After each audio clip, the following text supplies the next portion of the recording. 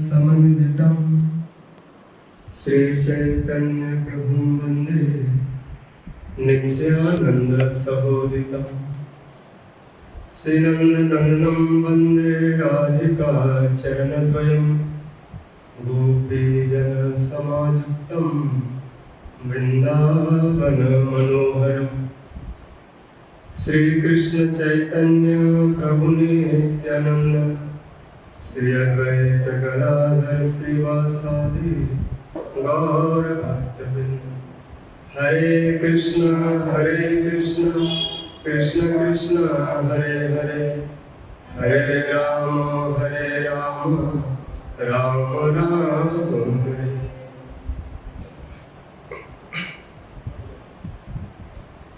सर्वाग्रे मध्य गुरुपाद पद्म निखिल पृष्ठों विष्णुपाद अष्टोत्तर भक्ति जीवन जनार्दन गोसाई महाराज निखिल पृष्ठों विष्णुपाद अष्टोत्तर भक्ति वेदांत नारायण गोसाई महाराज तथा समस्त रूपाद गुरुवर्गों के चरणों में अनंत कोटि दंडवत प्रणाम करते हुए की कृपा की प्रार्थना करते। उपस्थित समस्त वैष्णव जन मातृजन सभी के प्रति वंदना। आज श्री हेरा पंचमी दिन तिथि। आज एक विशेष उत्सव है, इसलिए आज प्रातः काल श्रीमन महाप्रभु समस्त भक्तों के साथ स्नान आदि से निवृत्त होकर के प्रातः क्रिया करके और हेरा पंचमी शुभ उत्सव के दर्शन के लिए जगन्नाथ जी के मुख्य द्वार पर उपस्थित हुए। उधर प्रताप रुद्र गजपति जो वहाँ के राजा हैं अपने पुरोहित काशी मिश्र से पहले आदेश दे चुके हैं कि इस बार जो उत्सव होगा विशेष प्रकार से होगा। पहले जिस प्रकार से होता था उससे दुगना, इसलिए किसी वस्तु की कोई कमी न हो उत्सव में। और महाप्रभु उनके परिकरों के बैठने का स्थान सुंदर रूप से दर्शन कर सके, ऐसी व्यवस्था सब करवाइए। उन्होंने ऐसा किया, बहुत सारे चामर व्यंजन छत्र दर्पण और तरह तरह के श्रृंगार सामग्री लक्ष्मी जी के लिए सब उपस्थित हुआ। सोने का विमान, जिसके प्रकार से डोला कहेंगे, लेकिन डोला उसका आकार का विमान जैसा जो पार्टी होता है तो थोड़ा झूलता हुआ होता है, ऐसे टांगों से नीचे की तरफ। डोला जो होता है ऊपर ऊपर ऐसे दिखाई पड़ता है, विमान जैसे बनाते हैं तब सब बोला जाता है, इसको विमान बोलते हैं, ऊंचा होता है। और डोला जो होता है वो पालकी थोड़ा लटकता हुआ, जिसमें कन्याएं विवाह के बाद जाती है। यहाँ पर डोला की बात है, स्वर्ण डोला, सोने का विमान लक्ष्मी जी का, क्योंकि ऐश्वर्य के अधिष्ठात्री देवी और वैकुंठ में ऐश्वर्य की प्रधानता है। और संसार में प्राय लोग ऐश्वर्य से मुक्त होते हैं। माधुर्य को बिरले लोग और चंद में रुचि होती है, लेकिन ऐश्वर्य और माधुर्य प्रबल होता है। जो यहाँ पर दोनों भावों का आस्वादन हुआ। श्री लक्ष्मी जी विमान पर आरूढ़ होकर और अपनी पूरी शक्ति, पूरी सेना को सजाकर, उनके सैनिकों में कौन है? दासियां, देव दासियां, हजार ये सब लक्ष्मी की सब सैनिक सेनाएं, और हाथ में बड़े बड़े डंडा, लाठी, हाथ ये सब लेकर के हल्ला मचाते शोर मचाते लक्ष्मी के साथ जाते।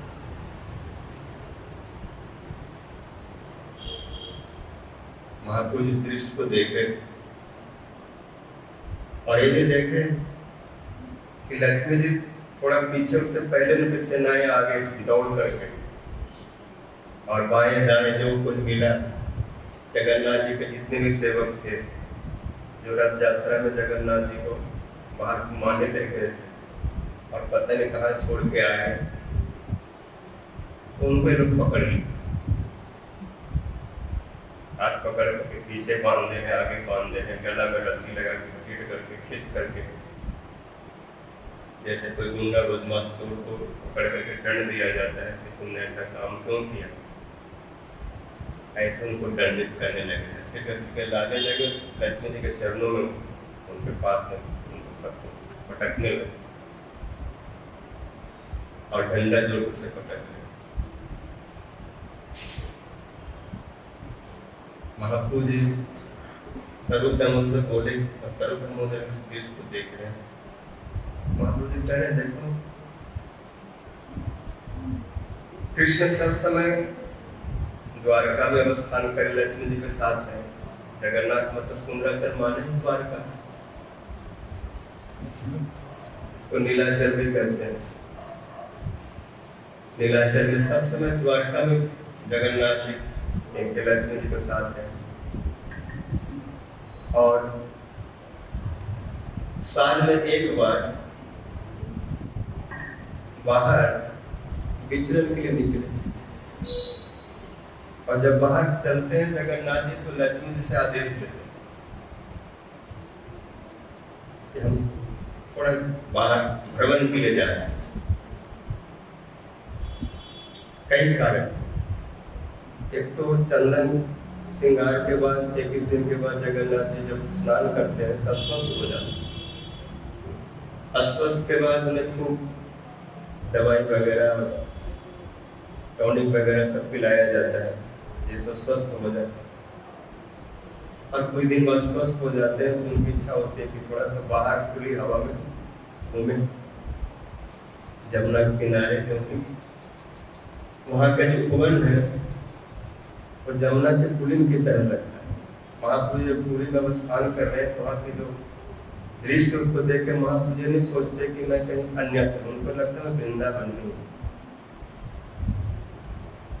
उसमें आता है श्री चैतन्य अष्टक में पयो राशिस तीरे सूरत उपवनादि कलनया मुहुर वृंदारण्य स्मरण जनित प्रेम दिवस क्वचित कृष्ण प्रीति प्रचर रश्मो भक्ति रसिका सचैतन्य किम पुनरपि दृश्यो जासति पयो राशिस तीरे सूरत उपवनादि कलनया। समुद्र के किनारे के जितने भी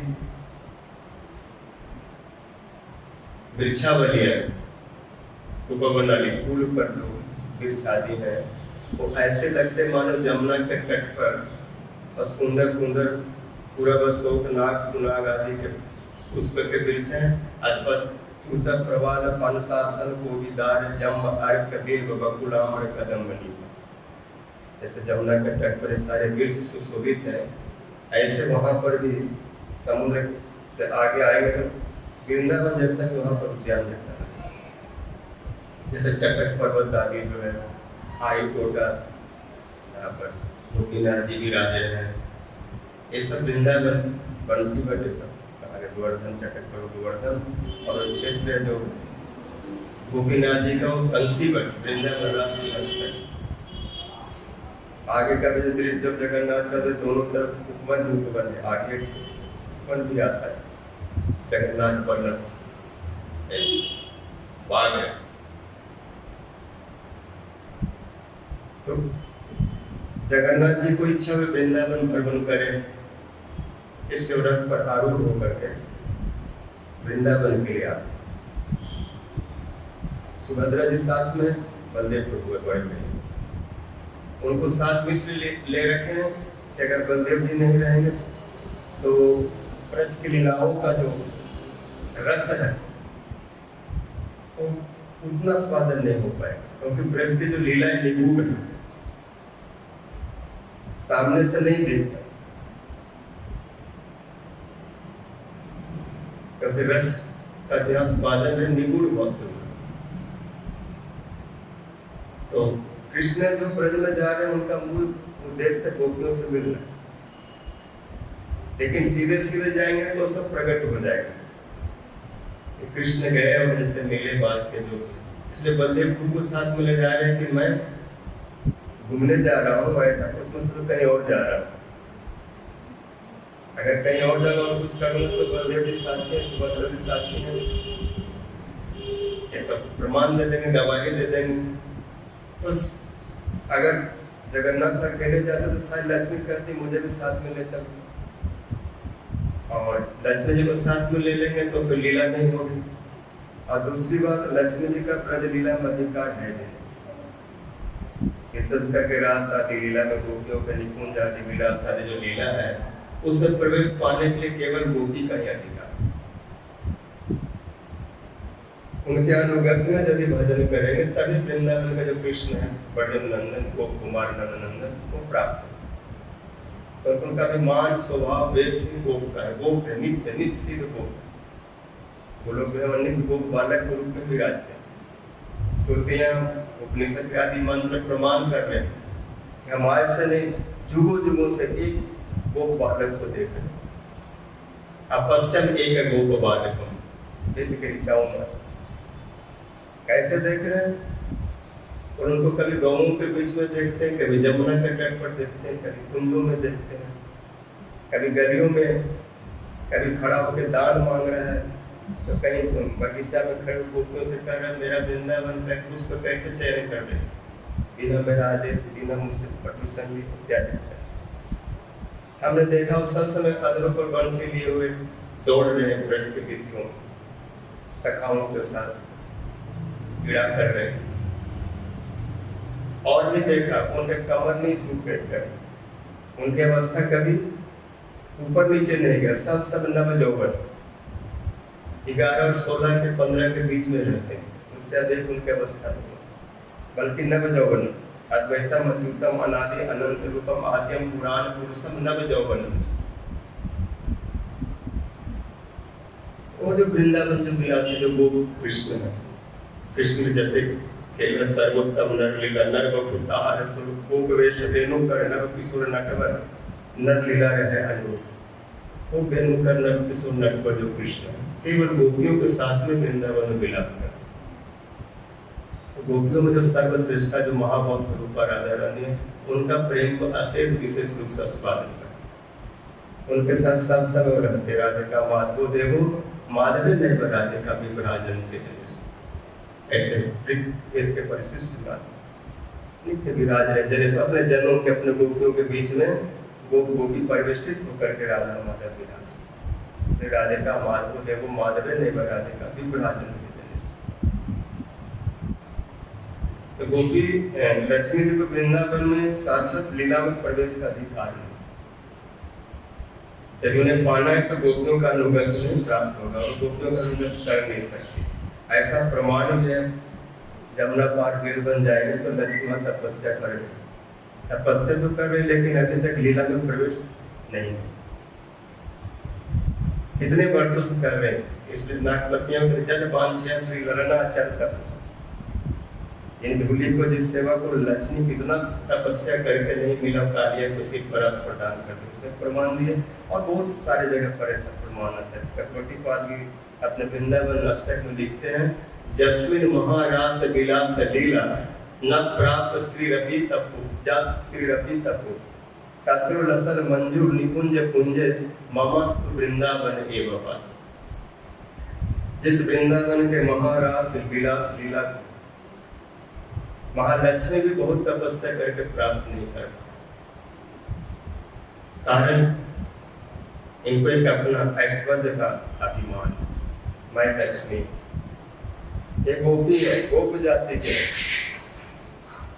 ये वन में रहने वाली है, दूध पीने वाली है, दही मथने वाली है, मक्खन निकालने वाली है, और घूम घूम करके ये सब बेचती रहती है, दूध दही मक्खन, और गाती रहते गोविंद दामोदर माधव। कोई लाज नहीं, कोई लोग, कोई भय नहीं, कुछ नहीं। अब से ऐसा नहीं हो, गली गली में घूम घूम के ऐसे बोलना लक्ष्मी की बस की बात नहीं। और कृष्ण को जो भजन करते हो ऐसे कृष्ण को चाहिए जो उनके लिए सब बस त्याग दे। इनका प्रेम इतना समर्थ है कि किसी चीज का परवाह नहीं करते, लेकिन लक्ष्मी का प्रेम उतना समर्थ नहीं है। वो सारे लोग लाद मान सम्मान ले करके समय मिला तो तरफ प्रेम नहीं करते, लेकिन ये प्रश्न जो प्रेम है सब कुछ लुटा करके दुनिया को दिखा करके डंका बजा करके कोई कौन क्या बोलता है बोल। बड़े बड़े कवियों के पदों में देखेंगे, घर तजो वन तजो नगर नागर तजो बंसी बड़े तब तजो ताऊ पे न लाजे। बाबरो भयो लोग तो बाबरी कहत मोको बाबरी कहत मैं ताहू न बरजे। कहैया सुनैया तजो बाप और भैया तजो दैया तजो मैया पर कन्हैया नहीं तजो। हमारे स्वामी मारे सौत हसी उड़ाए स्वामी हंतु भी असंतु पूरा शपथ ने भरतुर भजंतु गुरुव पितरस चला जाम। यदावती यदि कलम कलम कुलम करी तथास्तु रामानुजे मम तनोतु मनो अनुराग। स्वामी मारे सौत हसी उड़ाए, गुरुजन का कोई लोग लाज नहीं खाएंगे। जो कुछ बोले बोले, हमारा मन पे जो वृत्ति है, चित्त की वृत्ति है, बलदेव के छोटे भाई जो कृष्ण है रामानुज राम जी के बलदेव, उनमें हमारा मन अनुराग प्रेम प्रीति और वो बढ़ता रहेगा कभी। इनका प्रेम चरम है। राजा जी का तो महाभाव सब उसका संपत्ति कोई पहुंच ही नहीं सकता, और उनका अपना स्वयं का रिजर्व भाव है जहाँ से सारे भाव प्रकट। तो इस सब भावों की प्राप्ति के लिए ऐसा होगा तभी कृष्ण उनको मिलते हैं, ब्रज के कृष्ण। और इनकी वृत्ति इनकी वस्तु इनका संग से उनमें संचार होगा। तो लक्ष्मी जी को साक्षात इस लीला में अधिकार नहीं, इसलिए जगन्नाथ जी उनको बाएं दाएं करके और कुछ ऐसे बहाना बना करके मैं कल ही परसों ही लौट आऊंगा, एक दो दिन भ्रमण करके और कल ही लौट आऊंगा। ऐसे एक आदमी हो सकता है विलम्ब हो जाएगा, तो परसों तक आ ही जाऊंगा। कई बार लोग जब लंबा कहीं निकल जाते हैं तो दिन देर हो जाती है, दूसरे दिन लौट आते। तो लक्ष्मी जी मान गए और वो देख रहे हैं कि अकेले तो जान नहीं रहे हैं, बलदेव जी भी है, बड़े भैया है और बहन भी है, भाई बहन के बिना बीच में क्या करें। लेकिन बड़े भाई अपने मस्ती में, बहन अपने होता है, भाई बहन किसी के ऊपर ध्यान नहीं देते। अगर किसी के कोई भाई के किसी के प्रति प्रेम है तो उसमें बाधा भी नहीं बनती, क्योंकि बलदेव प्रभु कृष्ण लीला के सहायक सर्वावतारी कृष्ण स्वयं भगवान ताहार द्वितीय दे श्री बलराम एक विग्रह द्वय भिन्न मात्र काय आद्य काय गुरु कृष्ण लीला रसा। क्योंकि गुरु तत्व है, उनको पता है कि कृष्ण की सेवा कैसे करनी। बड़े चतुर निकुंज जुनू रति के लिए सिद्ध जा जोली जुक्ति तत्रा विदाच उसमें कैसे उसमें वो बाधक नहीं बनती, इसलिए कृष्ण लीला के साथ उनको साथ में लिए सुभद्रा जी को लिए निकल आए और वृंदावन में चले आए। यहाँ उनके साथ रहते हुए छुप करके कुंजों में वनों में जमुना के तट पर विलास करे, विहार करे, घूम रहे। और फिर वृंदावन को प्राप्त होने के बाद फिर कौन वहां से निकलना चाहता, चाह करके भी बाहर निकलने की इच्छा नहीं होती। इस प्रेम में डूब गए। कब दिन कब रात कुछ पता ही नहीं चल रहा है, कितना दिन बीत गए और ज्यादा दिन तो नहीं हुआ। तो कृष्ण स्वयं कहते हैं कि ब्रज का जो लीला विलास है इतना चित्र विचित्र, इतना माधुर से भरा हुआ है कि हमें पता ही नहीं चला कि 11 साल हमारे कैसे बीत गए। चित्र के चित्र रचुर रुचिर बिहारे आनंद पथ होती बात। वृंदावन के इस विचित्र विहार रूपी आनंद समुद्र में डूबा, भूल ही गया कब दिन और कब रात। एक दिन हुआ, 2 दिन हुआ, 3 हुआ, 5वां दिन 27 तारीख को निकले थे और आज 1 जुलाई है, 27, 28, 29, 30, 1, 5 दिन हो गए। इसलिए इसको हेरा पंचमी बोलते हैं। हेरा का मतलब होता है खो जाना, हेरा जाना, लॉस्ट, खो गया कुछ। तो जगन्नाथ जी खो गए, कहाँ गए, क्या हुआ, कुछ पता नहीं। इसलिए उसको ढूंढने के लिए लक्ष्मी निकली है और पता कौन बताएगा? जो जगन्नाथ जी के साथ रहते हैं, उनके सेवक ही बताएंगे। तो वही सबसे उन्होंने उनको ले गया, घर पर चढ़ाया, उठाया, बैठाया, वही लोग खिसके ले गए, उन्हीं लोगों को पकड़ कर बिठाएगा, दंड देने लग गए। और इसको देख करके महाप्रभु जी मुंह पर हाथ रख करके बहुत जोर से हंसने लगे। ऐसा भाव प्रथम बार देख रहे,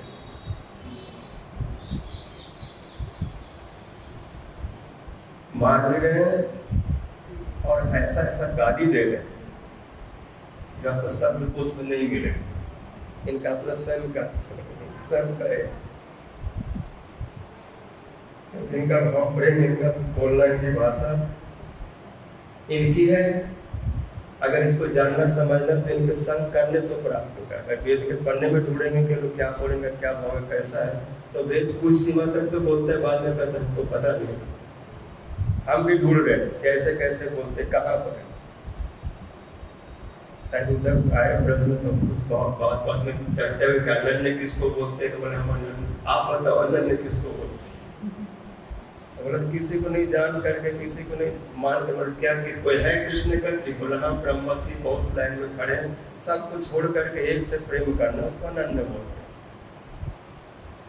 तो बोले हमें सब कुछ पता नहीं, आपको तो ब्रह्मा शिवाय सबका भी ज्ञान है, हम तो जन्म से लेकर सारा जीवन कृष्ण का कुछ देखते हैं, इसलिए हम अनन्य नहीं, हम अनन्य।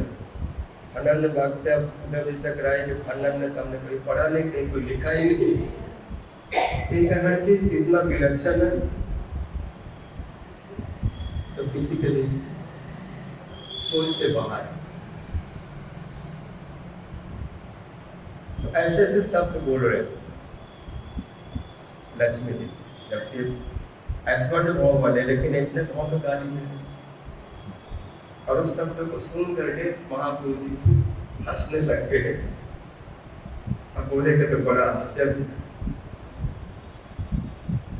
सर्वदमन बोले हाँ प्रभु, मैंने भी ऐसा कभी देखा नहीं कि किसी का प्रियतम दूर हो जाए या प्रियतम के प्रति कोई मान हो जाए तो माननीय सेना सजा करके, अपने संपत्ति को दिखा करके, अपना दल बल पूरा खजाना ले करके उसके ऊपर चढ़ाई कर। हाँ, यदि प्रियतम में उदासीनता आ जाए, वोट करके और ध्यान न दे, क्योंकि कल आऊँ और 2-3 और दिन ज़्यादा बीत गया, तो ऐसी स्थिति में माननीय जो प्रेयसी होती है वो मान कर लेते, एकांत में बैठ जाते हैं। द्वारका में सद्भाव आदि कहीं देखने को मिला है। और ब्रज में गोपियां वैसे जब कृष्ण कुछ विलंब से आते हैं, कुछ ऐसे चिन्ह धारण करके आते हैं जिससे उनकी सठता प्रकट होती है, तो राधा रानी मान कर लेते, अनंतारिता हो जाती है, उनको आने नहीं देती, उनसे बात नहीं करना चाहती। लेकिन मारपीट, गाली गलौज, इसमें इस प्रकार का आक्रमण नहीं है। लेकिन लक्ष्मी जी अलग प्रकार के मान दिखा रहे, अपने गुस्सा पूरा शक्ति के साथ में प्रदर्शित कर रहे। क्यों ऐसा हुआ? तब श्रीवास वहां पर थे, वो कुछ बोलने लगे, बोला ऐसा है, लक्ष्मी को नाराजगी होने का कारण है जगन्नाथ जी के पास इतना धन संपत्ति, इतना ऐश्वर्य है, इतनी सुख सुविधा है, और वो सब छोड़ करके कहाँ चले? वन में चले गए। वन में क्या मिलेगा? पत्र मिलेगा, पुष्प मिलेगा, फल मिलेगा, वन में सुख क्या होगा? ऐसे सब बोल। इसलिए लक्ष्मी जी असंतुष्ट हो गई, उनको उदासीनता देख रहे, क्योंकि वो विदग्ध हैं, चतुर हैं, लेकिन उन्हें रस का कुछ ज्ञान ही नहीं है, ऐसा वो सोचते हैं। इसलिए आपका बंधु फिर भी श्रीवास बोले कि ऐसा नहीं। तो महाप्रभु बोले आप बोलो, मान का कितने प्रकार है? लक्ष्मी जी का मान तो हमने देख लिया, ऐसे प्रियतम पर चढ़ाएंगे, लेकिन इसका अतिरिक्त और जो मान है, बड़ा द्वारका के मान है, लेकिन हम ब्रज के हैं, ब्रजवासी हैं, तो ब्रज के बारे में बताएंगे। हमारी रुचि तो ब्रज में, तो वृंदावन में अनेक प्रकार के मान हैं। मान के इतने प्रकार हैं जो उसको गिन करके कहा नहीं जा सकता। एक क्षण में सेकंड में मान उत्पन्न होता है। जैसे समुद्र से लहरियां उठती है तो कितना गिन लें, वहां तो 24 घंटा लहरियां उठती ही जा रही, उसका कोई अंत नहीं। ये नहीं कि हो गया इसके बाद कोई लहरी आएगी, नई लहरी नए प्रकार से, कोई 5 फुट, कोई 7 फुट, कोई 10 फुट, और कभी कितना उड़ जाता है कि पूरा का पूरा शहर डूबा गया, ऐसा भी होता है। तो राधा जी के प्रेम रूपी सरोवर में समुद्र में इतना मान उठते हैं गोपियों के, उनके सब प्रकार बोलने लगे। महाप्रभु जी उनको सुनने के लिए जब मान का प्रसंग चले गए तो उनको सुनने की बड़ी इच्छा, अपने कान ऐसे कर दिया, और बोलो। स्वरूप का मतलब कहने लगे मान कई भेद है, क्योंकि 360 प्रकार की नायिका कहेंगे, उनके बहुत प्रकार हो जाते हैं कि वो माने धीरा के हो तो अधीरा, तू ही मिले है धीरा धीरा, 3 हो जाते हैं, धीरा अधीरा धीरा धीरा, क्योंकि समझ में नहीं आता।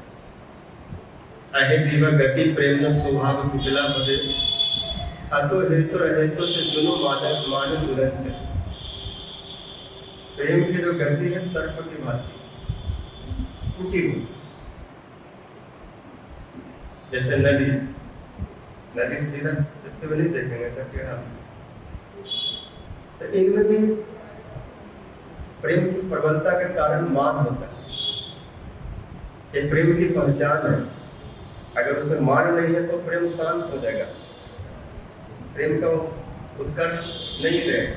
और मान और नाराजगी, मान कहाँ हो जहाँ पर समझ में आता है कि जब मान करूंगा तो मनाने वाले 1000 बार अनुनय भी नहीं करेगा, और जहाँ प्रेम हल्का होता है वहाँ डर होता है कि मान करूंगा तो कहेगा चलो फूटो निकलो, हो गया हमारा कुछ लेना देना नहीं। तो ब्रज में गोपियों के इतना भाव उन्नत है कि कृष्ण उस आस्वादन के लिए, उस भाव के लिए ललायते रहते हैं। इसलिए राधा जी के स्वरूप में पहले स्वरूप गोपियों के मान के बात बताई, धीरा होती धीरा धीरा, ये सारे राधा जी का स्वभाव उन गोपियों के रूप में प्रकट है। राधा जी 360 प्रकार के जो नायिका है, सारे नायिकाओं को गुण धारण करते हैं। राधा जी महानायिका शिरोमणि, जैसे कृष्ण नायिका रत्न है, ऐसे राधा जी नायिकाओं में शिरोमणि। लेकिन फिर वो सारे एक भाव, एक गुण सारे सखियों में समाहित। उनके सखियों में देखें, कोई धीरा भाव का है, कोई अधीरा है, कोई धीरा धीरा। धीरा मतलब मान है, प्रियतम आया, लेकिन अपने को बहुत संभाल के रखते, मान को उनको सामने नहीं दिखा, अंदर में खूब मान, लेकिन स्थिर होके आई है, बड़े अच्छे आए हैं, इतना देर कहाँ बिता दिए थे। क्रोध भी अंदर में, वो भी प्रकाश हो रहा है, लेकिन स्पष्ट नहीं हो रहा है, थोड़ा सा ऊपर से मीठा बोलते हुए और अंदर से बोले इतना दिन कहाँ बीता, उसमें प्रकट हो रहा है कि नाराजगी।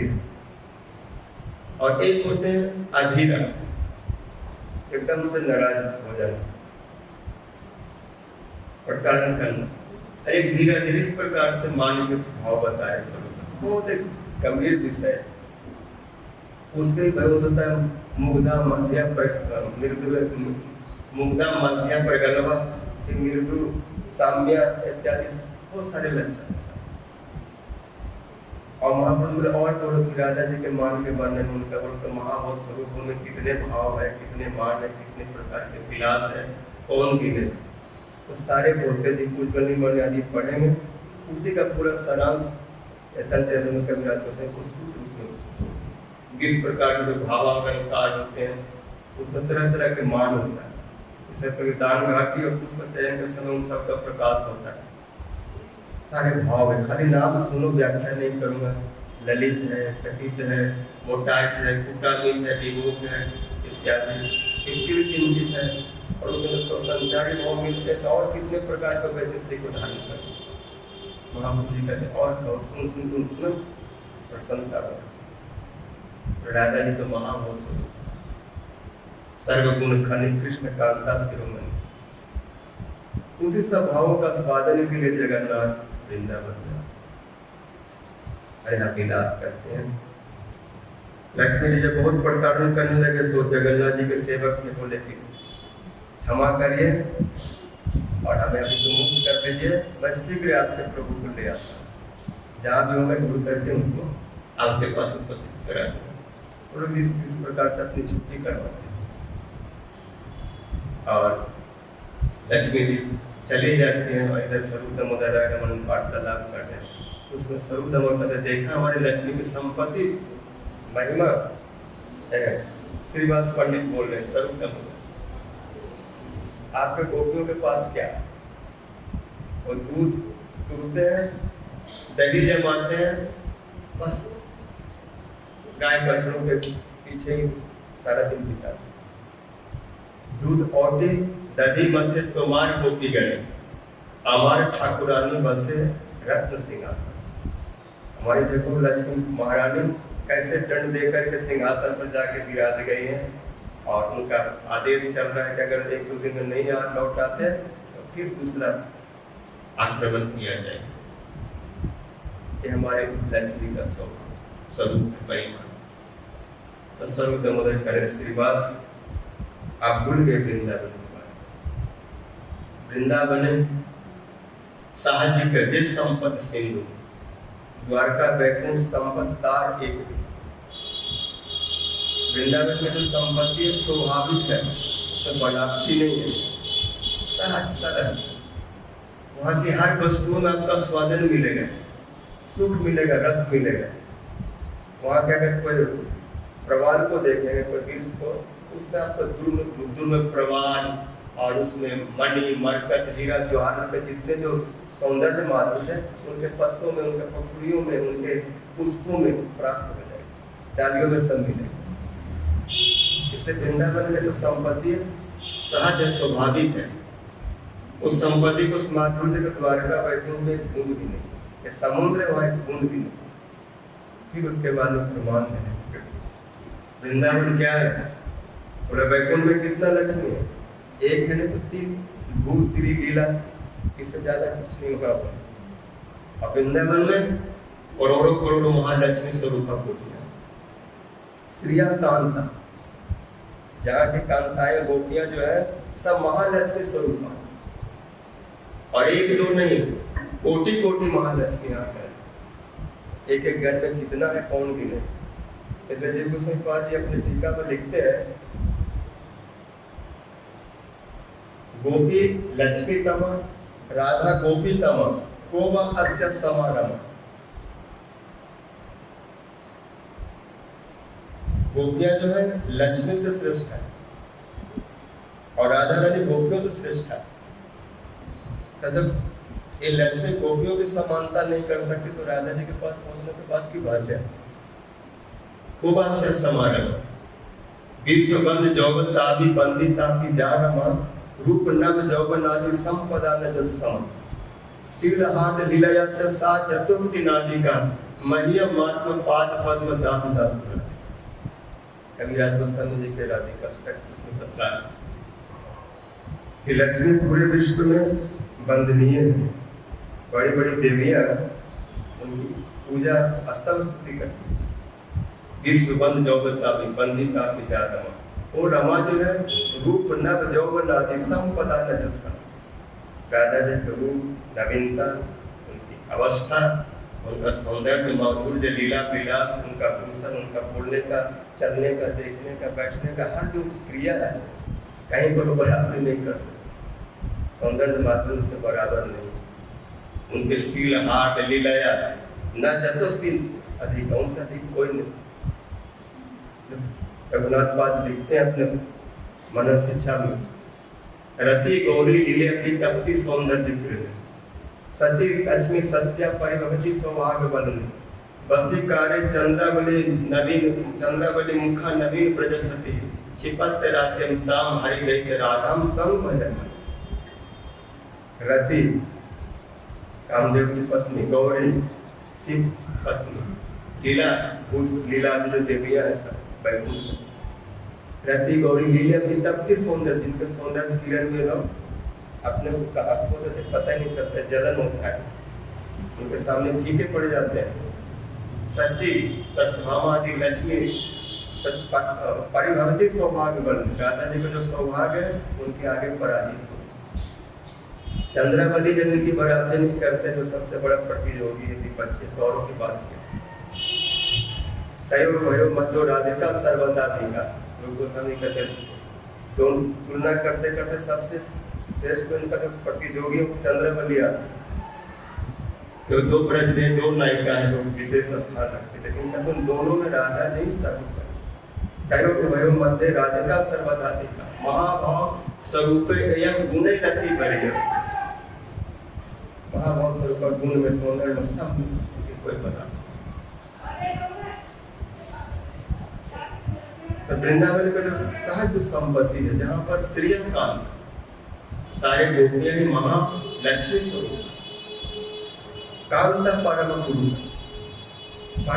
कृष्ण से बड़ा कोई नहीं। कृष्ण गीता में बार बार कहते हैं मत परतर किंचित नान्यस्ति धनंजय अहम सर्वस्य प्रभु मत्तः सर्वं प्रवर्तते इति मत्वा वदन्ते मां बुधा भाव रुद्रादित्य वसुओ जेत साध्या जितने जो है विश्वस्विनो चोष्टपाश्च गंधर्व जक्षासुर सिद्ध संग विछन्ति त्वं विस्मिता चैव सर सब उनको प्रणाम मस्तक उसके जम ब्रह्म वरुणेन्द्र रुद्र सब वेद वेदांत गीता भागवत सब इनकी महिमा को गाए शेष नहीं कर। ऐसे परम पुरुष जहाँ पर गोपियों के प्रियतम मुख्य बिगाड़े कांत परम मतलब कृष्ण से परम तत्व से पर कुछ नहीं थे चांस कला उनसे कृष्ण से भगवान से अनादि राधे गोविंद सर्व कारण कारणम ईश्वर परम कृष्ण सच्चिदानंद। ऐसे परम पुरुष जिन गोपियों के अधीन में जिनके साथ लीला विलास करें उनकी महिमा कौन करेंगे। जो लीला होता है जो है सब अंशा होता है अंश कला ऐसा उनकी बराबरी करेंगे तो बहुत नीचे स्तर पर आ जाते हैं। वृंदावन की संपत्ति को कभी प्रतियोगिता मत करना, उनको सबसे ऊपर है उसका एक गुण मिल जाए तो उसे गुण से वैकुंठ धनी हो जाते हैं। बड़े बड़े ऐश्वर्य प्राप्त होते सौंदर्य माधुर्य भाव के आगे ये सब डूब जाते हैं, एक गुण में सब डूब जाते हैं। ये लोग प्रणाम स्तुति करते हैं क्योंकि सबसे ऊपर भी रहता है गोलोक वृंदावन, उसके बाद ही सारे स्थान गोलोक का नामनी नहीं धामनी तले चतस्य देवी महेश हरि धाम सुते सुते ऐसे भी स्थान के दृष्टि से और सौंदर्य माधुर्य दृष्टि सब प्रकार से और भगवान की दृष्टि से सब प्रकार से देखेंगे तो वृंदावन का संपत्ति सौंदर्य माधुर्य का कोई प्रतियोगी बल्कि सब उससे कृपा लेकर के अपना अपना स्पर्श माधुर्य सौंदर्य को बढ़ा दो तो अच्छी बात है, कोई विरोध नहीं, लेकिन उसका प्रतियोगी बनेंगे उसके ऊपर चढ़ जाएंगे ऐसा कोई प्रमाण नहीं, ऐसा कोई सिद्धांत ऐसा कोई विचार नहीं है। जबरदस्ती सिर घुसाने से कोई सिद्धांत नहीं बनता, उसका पक्ष भी होता है उसका प्रमाण भी होता है, जो मर्जी बोलो ऐसा नहीं होता। और यहाँ पर प्रमाण के साथ ये सब बात कही है। श्रीयकांत कांत परम दुर्बल कल्प तरुवो द्रुमो जहाँ के वृक्ष सारे वृक्ष कल्प किसी के नीचे बैठ जाएगी है तो वृक्ष लेकिन जो मांगे वही देते और क्या चाहिए इससे बड़ा कोई वस्तु हो सकते जो मांगेंगे कृष्ण प्रेम जो मांगेंगे सकते। भूमि चिंता मणि गणमय वृंदावन का संपूर्ण पृथ्वी चिंता मणियों से बना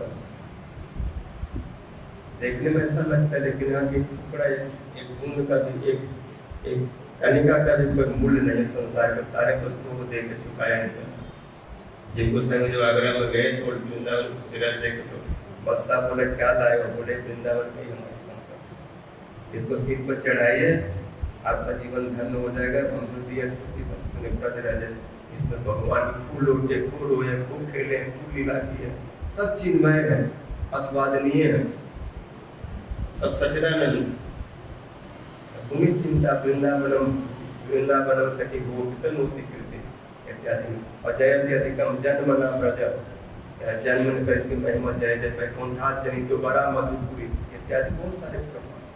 ऐसे वृंदावन की भूमि चिंता तोयम अमृतम यहाँ के जल साधारण जल नहीं है अमृत एक वाला अमृत समुद्र वाला नहीं उससे भी अधिक आस्वाद परम सुस्वाद। तो यह कथा गानी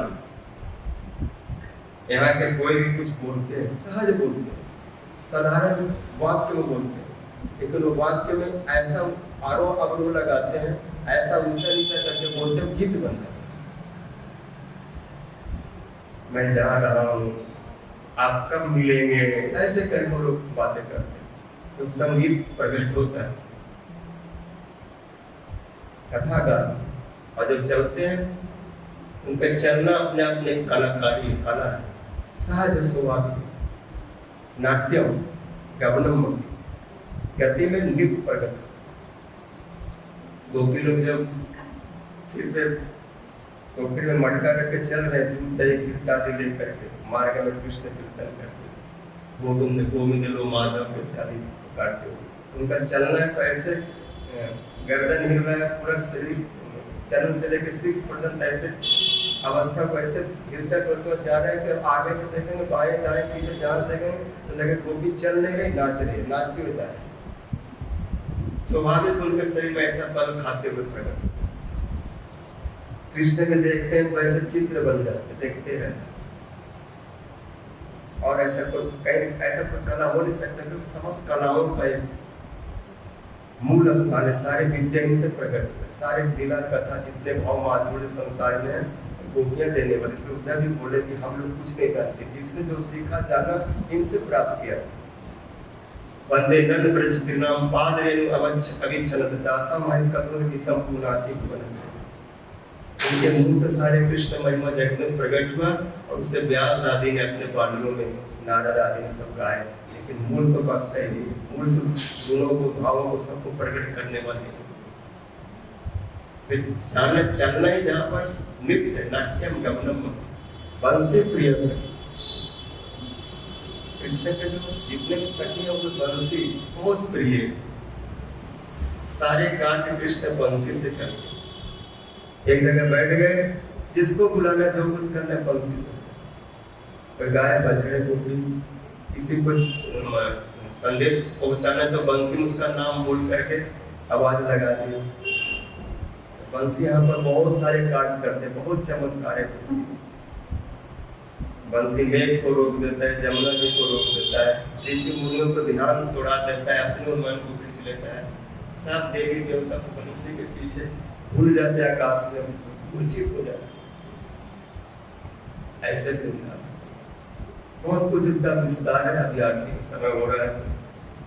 तो बंसी प्रिय से अचिरानंदम ज्योति परमपि तदा स्वामपि च। वृंदावन का जो प्रकाश है, ज्योति, वो ब्रह्म ज्योति जैसा नहीं। एक ब्रह्म ज्योति तो इस ब्रह्मांड के पार में गिरिजा के पास में मुक्ति धाम जिसको कहते हैं, और वो जो ब्रह्म ज्योति है वो सच्चिदानंद चिन्मय, उस ज्योति में का स्वादन अस्वाद मपी। उस लाइट में बैठेंगे तो बैठे ही रहेंगे, देखते ही रहेंगे।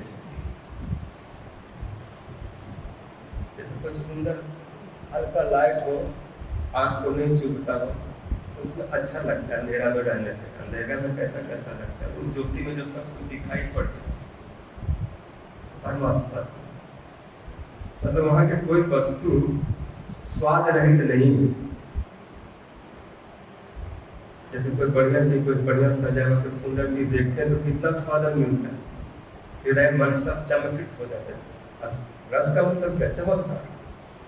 और वृंदावन की हर वस्तु चमत्कार। यहाँ के कोयल, यहाँ के मोर, यहाँ के घोड़ा, यहाँ के जो कुछ जत किंचित कुल cricket पोस्टम सर्वस्तम Sarbananda Mukund दैतम Leelanand coulomb per Raghunath प्रसाद। यहाँ के फूल लता, कीड़े मकोड़े, सांप बिच्छू, साधु महात्मा की बात छोड़, ये सब स्वाद नहीं। उनके पास बैठेंगे, उनसे कुछ वार्तालाप करेंगे, रस देते रहेंगे, बस स्वाद नहीं देते, परम स्वाद में। इस प्रकार स्वरूप दामोदर जब बोले, श्रीवास पंडित जी को और कुछ समझ में नहीं आया, और इसके ऊपर कुछ बोलना मतलब अति करना है। और जब उनको लगा कि कुछ बोल नहीं सकते तो ऐसे ऐसे करने लगे, आग बजाने लगे और हरि बोल दूसरा भावांतर कर लिए, कि हमको कुछ बोलना नहीं, बस आपने हमको डुबा दिया, रस में हमको छेड़ने में गया और आपने हमको छेड़ा नहीं, डुबा दिया। उनको भी कुछ सुख मिला, रस मिला, वो विरोधी नहीं है, केवल रसास्वादन के लिए ऐसा एक पक्ष बन गया। जैसे रंगमंच पर कोई रस आस्वादन की लीला का अभिनय के पात्र में ऐसा पात्र भी बनना पड़ता जो लगता है विरोधी है। जैसे यहाँ पर देखेंगे चंद्रबली देखने में लग रही राधा रानी के विरोधी है, ऐसे लग रहा है, लेकिन वो लोग भी कहीं न कहीं उस लीला के सहायक। तो अगर कोई विरोधी नहीं होगा तो अपना पक्ष कैसे महिमा को दिखाएगा? कोई हमारा प्रतियोगी हो तब तो महिमा सामने प्रकट होता है कि कौन श्रेष्ठ, कौन महान। और कोई है ही नहीं तो अकेले को क्या, तो अकेले की रस नहीं होगा।